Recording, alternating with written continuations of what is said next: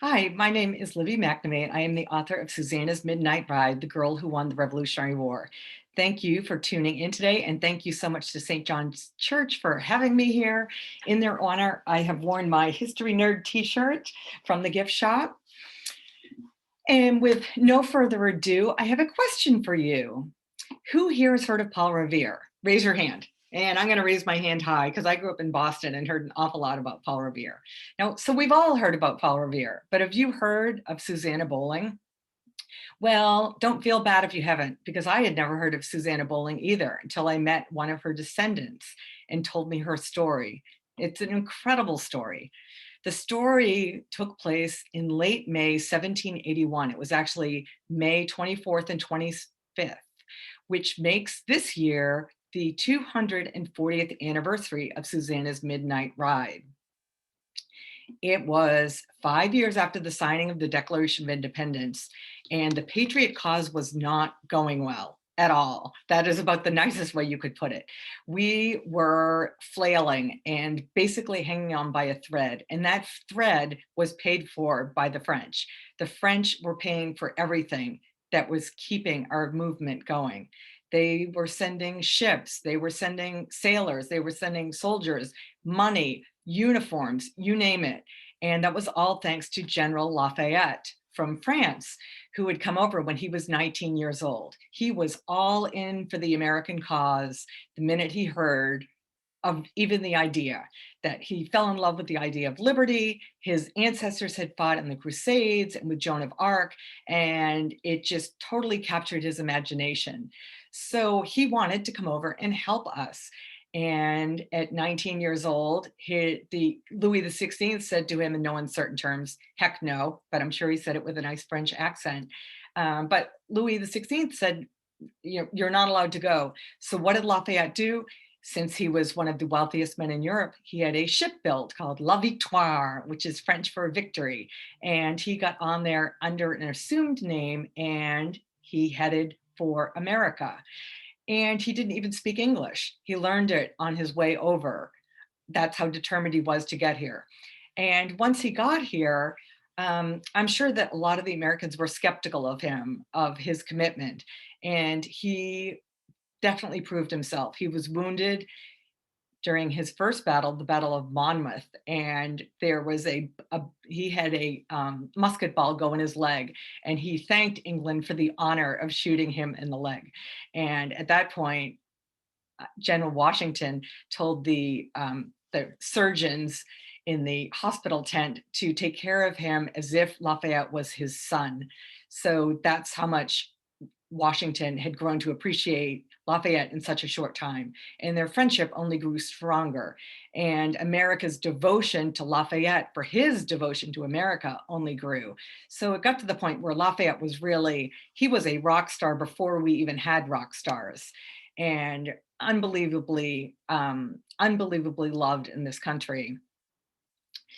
Now, when Lafayette first came over and was able to get some financial help from Louis XVI, he ended up going back again. He had just come back in 1780. So just a year before this, he had come back and he had secured more supplies, more support, you name it, from Louis XVI. And then he was sent to Virginia, which was a very sleepy place during the American Revolution up to this point. So I can only imagine Lafayette's disappointment when he came back and he had this financial support for the war and that no one else was able to provide. And then he was sent to Virginia. He wanted to be where all the action was. The action was all in New York because the supreme commander of the troops, the British troops, was in New York, General Clinton. And we had General Lafayette, who was the second in command, and he was working his way up. He started in Georgia and he was working his way up north, and he was in North Carolina. So I can only imagine when Lafayette was sent to Virginia, and he probably thought, this is the thanks I get, but he did it, and he didn't complain, which was another one of his amazing qualities. Now, meanwhile, back on the plantation, we have Susanna Bolling. She was 16 years old. She was living on her family's 100-acre plantation with her mother and their enslaved servants, big tobacco plantation, and her three brothers were off fighting in North Carolina. They were at the Battle of Guilford Courthouse, which had recently taken place. And they were still getting information on casualties, wounded, all of that. So I can only imagine how anxious she and her mother were. And also, as a 16-year-old girl, probably a little bored with being stuck on the family's plantation, isolated for 5 years at a time. And this actually is the house that was occupied once again during the Civil War by the Union Army. So these are Union troops on the lawn, which is really pretty amazing. Unfortunately, the house burned down in 1920. So a much smaller house with a lot of the original materials was built nearby. But this is what it actually looked like back then. Now, there, late May 1781, picture Susanna Bolling looking out her door and seeing the enemy army marching down her lane, and probably very quickly surmised that they were about to quarter there, which was one of the very causes for the war, that the British could come and quarter at your home, eat all your food, destroy your house, burn your house down, you name it, and you had absolutely no recourse whatsoever. You had no right to say no to anything. So there they came to quarter at her family's home. And I can't even imagine her horror as she just saw these troops, hundreds of them, thousands of them marching down her lane to sleep on the plantation grounds. And at that point, they probably believed that it was Benedict Arnold, because Benedict Arnold was in Virginia. He had been made the commander when another commander, General Phillips, died, but he had recently just done a raid on Petersburg. He had burned all their tobacco. So they must have been thinking, here comes Benedict Arnold again. Why is he bothering to come back? He's already got everything he needed. You destroyed all the tobacco. Why is he back again? But quickly they realized that it wasn't Benedict Arnold. It was even worse. It was General Cornwallis, who had basically just jumped ship from everything that he had achieved in North Carolina and made his way north. And as Susanna quickly found out, or later found out at dinner, that he had a nefarious plan. That night, as she was serving dinner, she overheard General Cornwallis telling his men about their secret plan the next morning, that they were going to go to the halfway house, which was 10 miles away. And they knew from intelligence that that's where Lafayette's headquarters was, and that they were going to capture Lafayette and they would put an end to the war once and for all. So I can only imagine the cheers and, the toasting that was going on at the idea of capturing Lafayette, because at that point it would definitely cut off the funding from the French. We didn't have any other funding, and it would completely demoralize everyone in America, including General Washington. So she overheard their plan that they were going to capture him here at the halfway house, which is actually still a functioning restaurant, an excellent restaurant, might I add. And it was called the halfway house because it was halfway between Richmond and Petersburg. And back then that was a 2-day journey. So all of our founding fathers had stopped at the halfway house and had to at least get something to eat. But basically it was a 2-day trip. So really everyone had to stop and stay there overnight. And that's where Lafayette had his headquarters. So that night, when it got dark and all the last campfire was out, Susanna ended up sneaking out from underneath her house through a secret underground tunnel, which led out to the river, the Appomattox River. So she got out to the river, grabbed her canoe, and canoed across the Appomattox River in the pitch dark alone, grabbed a neighbor's horse and rode 10 miles to the halfway house, warned Lafayette, and then still had to make her way back home by the morning. So yes, an incredible trip for a 16-year-old girl to make by herself. And as I did more and more research, I ended up finding this book. It's called The Best Little Stories from the American Revolution. And there's a great line in there, and it says, "Remember Susanna Bolling of Virginia? That's all right. Hardly anybody does today."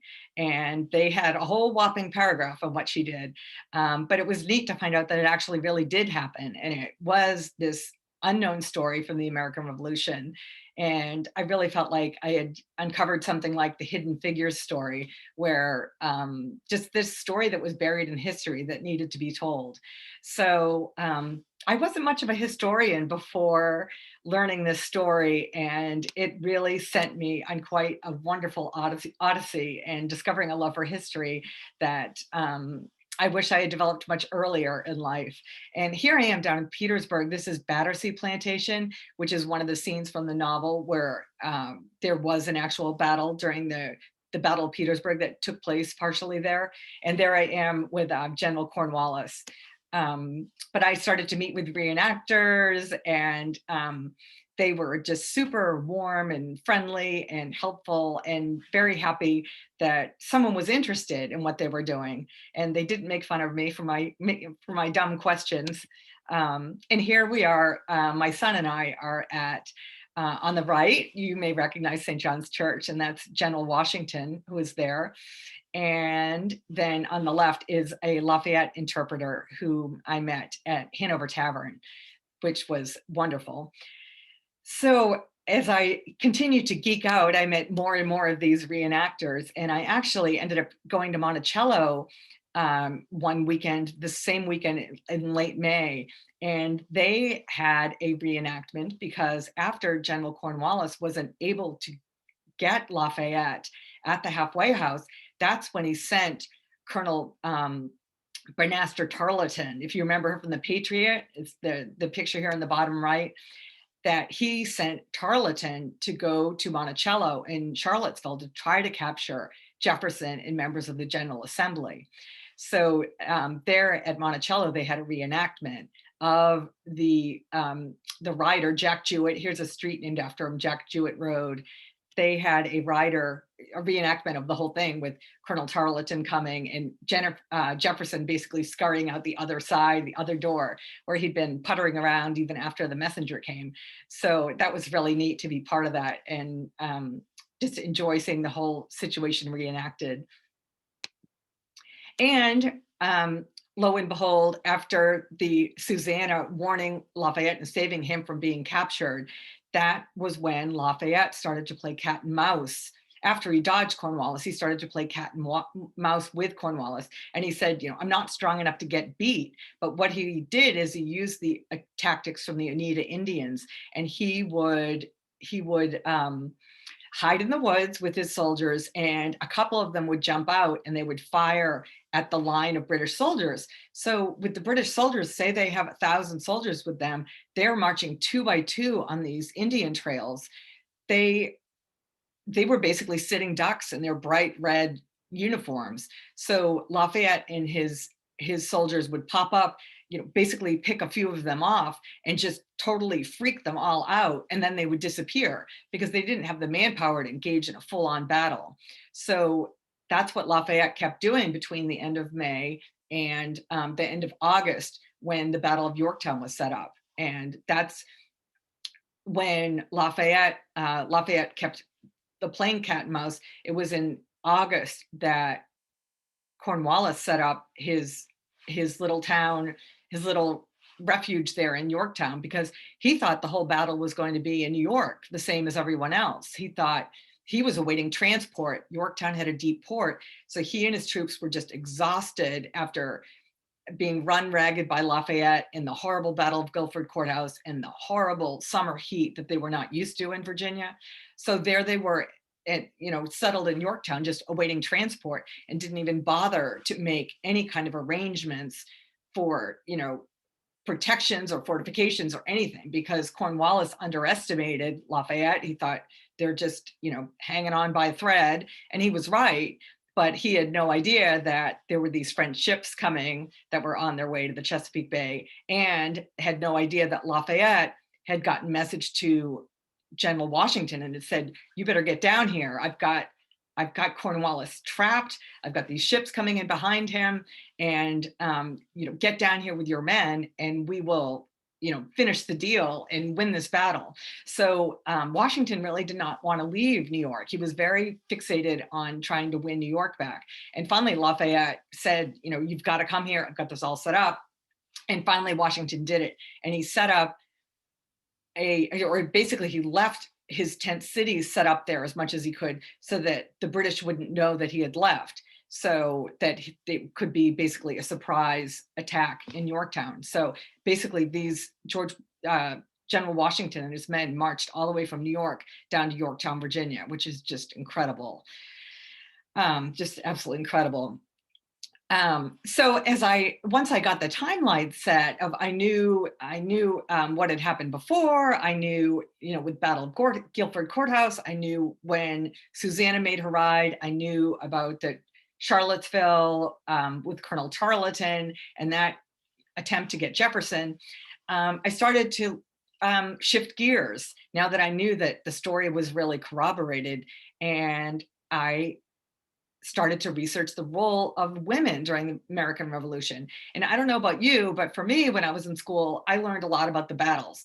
And the battles were very important and they were crucial. And these men were very brave and they dealt with so many adverse factors against them of, the cold, the heat, being away from their family, starving, lice, dysentery, smallpox, you name it. But what I realized in my research is that the women were equally as fierce as the men in their own way. And that in a lot of ways, if the women hadn't been so fierce and so dedicated to the cause, the American Revolution never would have happened. We never would have prevailed, because these women gave up all of their finery, all their fine clothing, all of that before 1776, and made do without it, made do without tea for years and years and years. And when I do visits to schools, I always say, can say to the kids, can you imagine your mother if she didn't have coffee for 5 years? And the kids just go, oh my gosh. But these women gave up everything, and they gave up their fine gowns and they wore homespun and made it themselves. And that's what this is, a spinning wheel here. And they would shear the sheep, and then they would clean the shearing, and then they would tease it out a little bit, and then they would get it on their wheel, and they would push the treadle down to make it go, and they would basically tease it into yarn. And then even once they had the yarn, then they needed to use a loom to make a huge piece of fabric, and then they would cut out the fabric, and then they would make whatever it was that they were making. But their dedication to the cause was just incredible, because you consider that they were making absolutely everything, and they were also trying to send off uniforms to support the army, and they were trying to make extra food while running a plantation that they weren't trained for. And they had no security. They had no one to keep them safe from enemy invasion, just like Susanna and her mother. So these petticoat patriots, really just amazing. And here's another picture of a spinning bee. This is at Weston Plantation down in Hopewell, but it depended on what material you were using, the size of the wheel that you would use. And as I published my book and I started to do talks, I realized that there were many bowling women out there. Here on the left-hand side is a woman I met, and she popped up at the end of my talk and said, I'm a bowling. And so that was really neat. And she told me that the Bowlings are actually related to the Bush family, and also Edith Wilson, who was Woodrow Wilson's second wife. She was Edith Bolling Wilson. She was a bowling as well. So, and she is known for taking the, basically, she's called the first female president, because when Woodrow Wilson had a stroke and was incapacitated for almost a year, she basically acted as president. And she did it in a very low-key way of saying, well, let me take this to my husband. But basically, she was the one making the decisions. And here on the right-hand side is a girl that I met when I did a author visit in Richmond. And her last name is Bolling as well. And it turns out she grew up on that same street as Susanna, which is now Mansion Drive in Hopewell. And I am assuming that she is a descendant of the enslaved people who worked there. So that was just really eye-opening. I just hadn't thought of anything like that, but it was wonderful to meet them both and other Bowlings along the way. And once I published the book, I really wanted to try to get Susanna's name out there and get her the recognition that she deserves. Because after all, Paul Revere was caught and Susanna Bolling was not. But I drafted up a resolution that went through the Virginia General Assembly, both sides of the General Assembly, and it passed unanimously. It was an aye nay vote, but it still passed unanimously. And here I am receiving a copy of the proclamation. And this made Susannah Bowling's birthday of December 5th, Susanna Bowling Day, forevermore. So here on the right is the very first Susanna Bowling Day. This was before the pandemic. And this is a girl who I met, was a senior in high school. She was doing a project for her Girl Scout Gold Award on Susanna Bowling. So she dressed as Susanna Bowling and she created all sorts of activities for kindergarten through 5th grade that coordinated with the SOLs. And we had a bunch of assemblies at different elementary schools in Hopewell, and she and her friends from the band came in, and the band friends played this song, and she marched in behind them, and kids had a great time singing and dancing with these different songs that she had come up with. So that was an amazing experience. And here's the halfway house. So in front of the halfway house is this historical marker for General Butler, who had his headquarters there during the Civil War. But right now there is not a marker for Susanna, and I would love to have one put in there. So basically it'll cost about $2,000 to do that. So I am keeping a fund going and would love to see a historical marker put up in front of the halfway house for Susanna. And this is my next book. This is Dolly Madison and the War of 1812. And that will be coming out this August 24th, which is the 207th anniversary of the burning of Washington City. So that is another amazing story that I really enjoyed researching. And here's my information if you'd like to get in touch with me. I love to do book clubs with either kids or adults.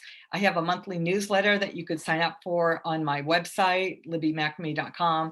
And I also have a study guide for Susanna's Midnight Ride that includes vocabulary words and multiple choice comprehension for each chapter and discussion questions. And then there are overall discussion questions for the whole book. So I will also be releasing one in conjunction with Dolly Madison and the War of 1812. So, well, thank you so much. And please feel free to get in touch if you have any questions, any feedback from me. I would love to hear from you. And I would be honored if you chose to read Susanna's Midnight Ride. And St. John's Church has autographed copies in the bookshop if you're interested, or you also can find it on Amazon if that's easier, or you could get in touch with me and I could mail you a signed copy if you would like. So thank you very much. And thank you, Susanna Bowling, for everything you did. Have a great day. Bye-bye.